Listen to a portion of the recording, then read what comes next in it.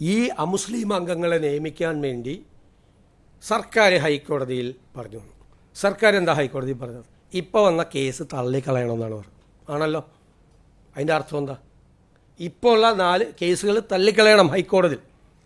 വഖഫ് board, അദ്ദേഹം മുഖ്യമന്ത്രിയായിരുന്ന സമയത്ത് നിയമിച്ച വഖഫ് ബോർഡ് നേരെ സുപ്രീം കോടതി പോയി. എന്നിട്ട് അവരെ പ്രവർത്തനം ഫ്രീസ് ചെയ്തു ഹൈക്കോടതി. എന്നിട്ട് പറഞ്ഞു സംസ്ഥാന സർക്കാർ കേസ് തള്ളിക്കളയണമെന്ന് ആവശ്യപ്പെട്ടിട്ടും ഹൈക്കോടതി അത് തള്ളിക്കളയാതെ അവരുടെ പ്രവർത്തനം മന്ദീഭവിപ്പിച്ചു എന്ന പ്ലീസ് നോ പറഞ്ഞു, കൃത്യമായിട്ട് പറഞ്ഞു. അപ്പോൾ സംസ്ഥാന സർക്കാർ ഈ കേസ് തള്ളിക്കളയണം എന്ന് ഹൈക്കോടതിയിൽ പറഞ്ഞു വന്ന പിന്നെ എന്താ അതിൻ്റെ അകത്ത് വിവാദം? രണ്ടാമത്തെ കാര്യം ഈ വഖഫ് ബോർഡ്, LDF സർക്കാർ വെച്ച വഖഫ് ബോർഡ് അവിടെ പറഞ്ഞെന്താണെന്നറിയോ? ഞങ്ങൾ ചെയ്തോളാം, ഈ 2 പേരെ കൂടി വെച്ചുകൊണ്ട്, അമുസ്ലിങ്ങളായ ആളുകളെ കൂടി വെച്ചുകൊണ്ട് ഞങ്ങളിത് പുനഃസംഘടിപ്പിച്ചു കൊള്ളാം. മൂന്നാമത് പറഞ്ഞൊരു കാര്യം അറിയാമോ? ഇത് പുതിയ സർക്കാർ അത് ചെയ്യാത്തത്, അത് പുതിയ സർക്കാർ വന്നതുകൊണ്ടാണ് അത് ചെയ്യാത്തത്, ഈ 2 അമുസ്ലിങ്ങളെ വയ്ക്കാത്തത് എന്നാണ് വഖഫ് ബോർഡ് പറഞ്ഞത്. അതിൻ്റെ കംപ്ലീറ്റ് ഡീറ്റെയിൽസ് ഉണ്ട്. ഇനി ഇത് കൂടി കേട്ടോ. കഴിഞ്ഞ വഖഫ് ബോർഡിൻ്റെ കാലാവധി കഴിഞ്ഞതെന്നാ 14/12/2024 ഡിസംബർ 24 കഴിഞ്ഞു. സാധാരണഗതിയിൽ കാലാവധി കഴിയും മുമ്പ് തന്നെ അത് പുനഃസംഘടന നടപടി തുടങ്ങും.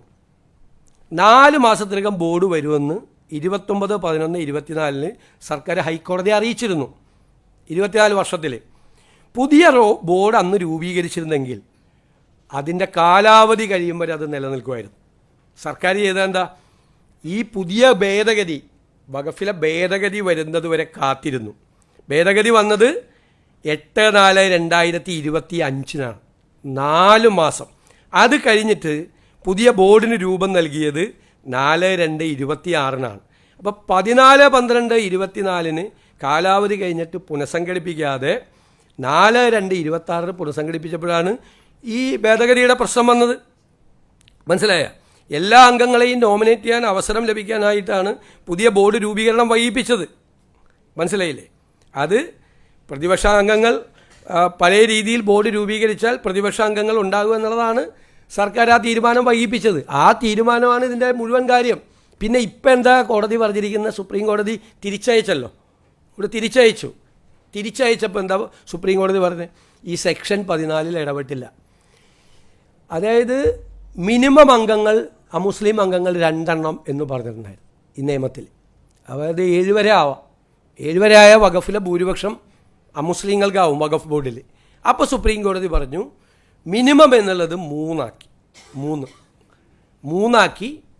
ഈ 14 ഇടപെട്ടില്ല. ഇത് മാത്രം വെച്ചു 3 പേര് മാക്സിമം എന്നുള്ളത് 3 മാക്സിമം 7 വരെ പോകാമായിരുന്നത് 3 മാക്സിമം 3 പോകാൻ പറ്റുള്ളൂ, മിനിമം 2 ആക്കി. അതിൻ്റെ അർത്ഥം എന്താ? അത് ചെയ്യണമെന്ന് കോടതിയുടെ വിധി വരട്ടെ. ഇതാണ് വഖഫ് ബോർഡ് എടുത്ത സ്റ്റാൻഡ്.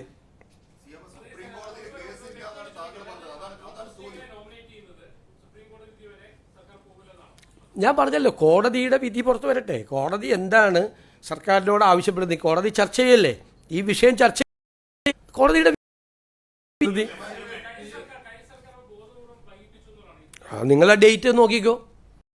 ഇതിനായിരിക്കില്ല വൈകിപ്പിച്ചത്. അന്ന് അത് രൂപീകരിച്ചിരുന്നെങ്കിൽ പ്രതിപക്ഷാംഗങ്ങളെ കൂടി വരുമായിരുന്നു ഇതിൻ്റെ അകത്ത് ബോർഡിൽ. അത് വരാതിരിക്കാൻ വേണ്ടി മനഃപൂർവ്വം ഡിലേ ചെയ്താണ്. അവിടുത്തെ ഓർഡർ വരുന്നതിന് മുമ്പ് അവരത് കോൺസ്റ്റിറ്റ്യൂട്ട് ചെയ്തിരുന്നുവെങ്കിൽ ഇപ്പം അത് തുടരുമായിരുന്നു, അതിൻ്റെ കാലാവധി വരെ തുടരുമായിരുന്നു. കാലാവധി കഴിഞ്ഞിട്ട് മതിയായിരുന്നു ഈ പുതിയ നിയമം. അപ്പോൾ ആ പുതിയ നിയമത്തിൻ്റെ കാര്യത്തിൽ തീരുമാനം വന്നേനെ, എന്തെങ്കിലും തീരുമാനം